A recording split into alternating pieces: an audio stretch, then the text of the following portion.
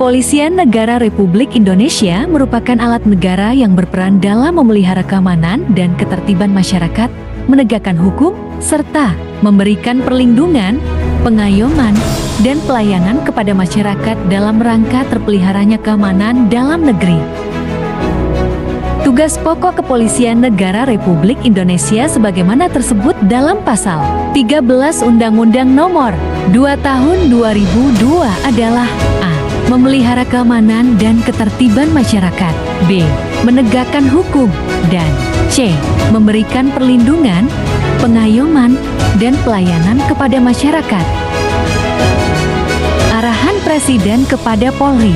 Pertama, Rapim TNI Polri pada tanggal 28 Februari 2024, masalah Kamtibmas harus dikawal ketat, penanganan isu harus dikawal cepat, program prioritas nasional harus dikawal serius, kualitas pelayanan harus ditingkatkan dan kejahatan teknologi canggih harus diantisipasi. Sambutan Presiden pada Hari Bayangkara ke-78 tahun 2024, pelaksanaan tugas Polri juga sangat berpengaruh terhadap ketahanan bangsa dalam menghadapi beragam tantangan serta daya saing kita di tengah kompetisi global, sehingga ke depan Polri harus semakin lincah, harus semakin adaptif, dan memiliki cara pandang strategis, harus menjadi cooling system dan perekat kebinekaan, harus profesional dan tidak tebang pilih dalam penegakan hukum, serta harus memiliki kemampuan teknis yang lebih unggul dari pelaku-pelaku kejahatan.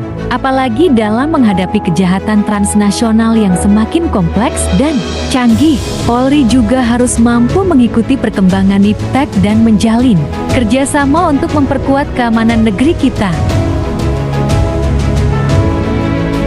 Cita adalah 8 misi yang diusung Presiden Prabowo Gibran untuk mewujudkan visi bersama Indonesia Maju menuju Indonesia Emas 2045. Implementasi Cita harus didukung dengan situasi Kamtibmas yang kondusif agar masyarakat dapat menjalankan aktivitas kehidupannya dengan nyaman dan aman. Sambutan Kapolri pada saat Musrenbang Polri tahun 2024, Polri diharapkan terus berada pada garda terdepan dalam melayani, mengayomi, dan melindungi masyarakat, serta mendukung penuh reformasi birokrasi berdampak. Anaf situasi Kamtibmas Polda Sumatera Selatan sampai dengan triwulan ketiga 2024, jumlah kasus yang terjadi 3.647, tersebar di 17 kabupaten kota se-Provinsi Sumatera Selatan.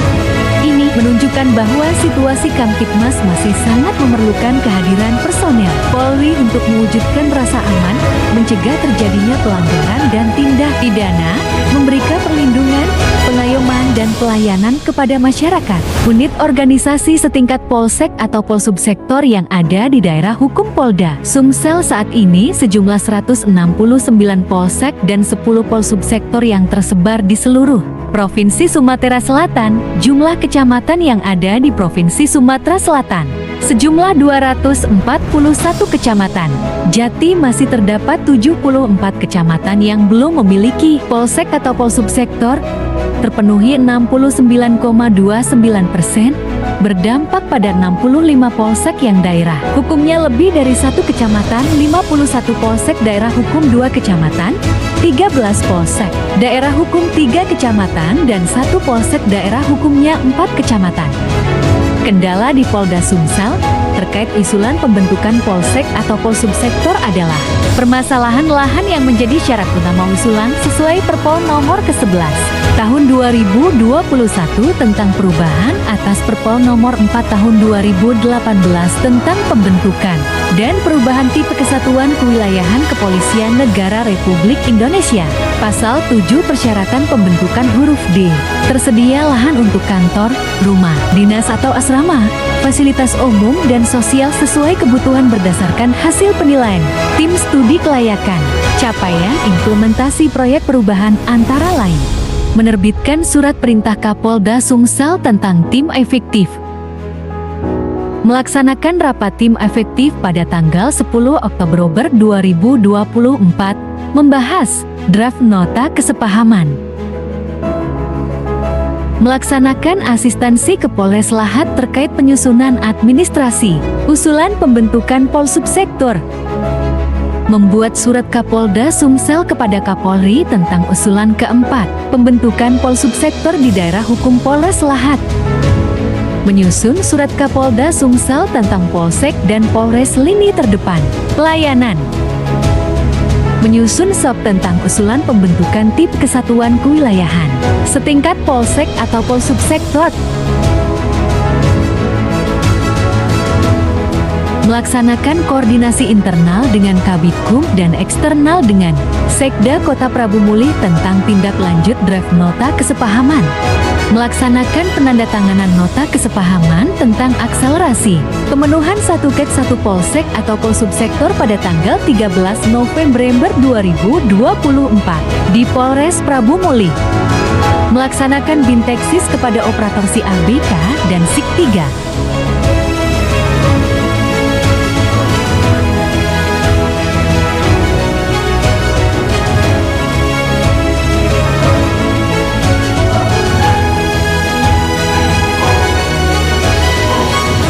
Assalamualaikum warahmatullahi wabarakatuh. Saya Dr. Abdullah Zameta, penjabat Wali Kota Palembang. Saya Muhammad Farid, SSTP MSI, penjabat Bupati Banyuasin. Saya Abdul Rais, Ketua DPRD Kabupaten Banyuasin. Saya SHMH, Ketua Pengadilan Negeri Pangkalan Bala. Saya Insinyur Erwin Ibrahim, ST MMBA IPU ASEAN Engineering, Sekretaris Daerah Kabupaten Banyuasin. Saya Haji Supartijo, Ketua Forum Kerukunan Umat Beragama Kabupaten Banyuasin.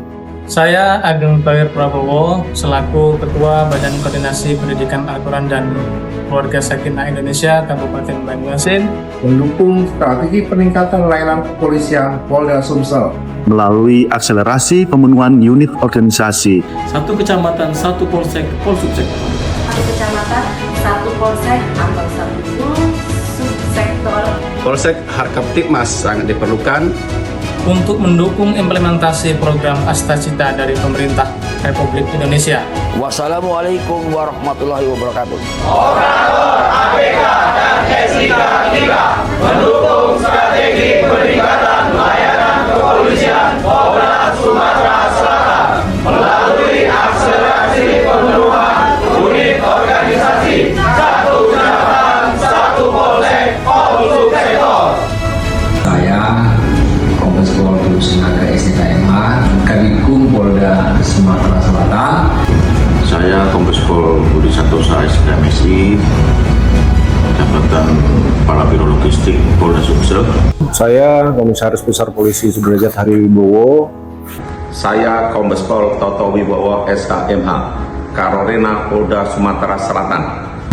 Menyatakan dukungan sepenuhnya atas gagasan inovasi proyek perubahan strategi peningkatan layanan kepolisian Polda Sumsel Melalui akselerasi pemenuhan unit organisasi. Satu kecamatan, satu polsek atau subsektor. Polsek Polsubsektor ini lini terdepan pelayanan Polri. Saya Brigjen Pol M. Zulkarnain, Wakapolda Sumatera Selatan, dalam hal ini mendukung proyek perubahan strategi peningkatan layanan kepolisian melalui akselerasi pemenuhan unit organisasi satu kecamatan, satu polsek atau polsubsektor. Saya Irjen Pol Andirian Jayadi, Kapolda Sumatera Selatan, memberikan apresiasi dan dukungan sepenuhnya kepada peserta PKN 2 atas nama AKBP Sinta SIK, Kabak Strajemen Biro Rena Polda Sumsel, atas gagasan, inovasi, implementasi proyek perubahan strategi peningkatan layanan kepolisian melalui akselerasi pemenuhan unit organisasi satu kecamatan, satu polsek, polsubsektor. Situasi Kamtipmas yang kondusif sangat diperlukan dalam implementasi program Astacita Bapak Presiden Republik Indonesia.